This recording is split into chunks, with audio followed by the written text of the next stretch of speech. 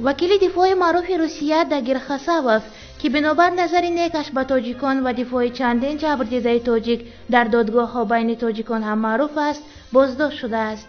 شبکه تلویزیونی رنتیوی خبر می‌دهد که خساوف را در بنای دادگاه لیفارتووی مسکو بازداشت نموده به کمیته تفتیشات انتقال دادند. او را در ممانعت به عدالت دادگاهی متهم می‌کنند. در حال حاضر معلوم نیست او در کدام وضعیت تفتیشاتی قرار دارد.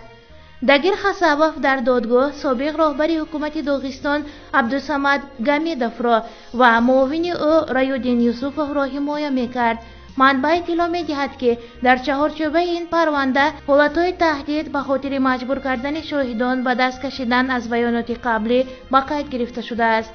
از روی این حالت در کمیته تفتیشات روسیه پرونده جنایی نسبت نفران شخصیتشان معین نشده باز شده است. خساوف هم در چهارچوبه همین پرونده نوی کمیته تفتیشات بازداشت گردیده است.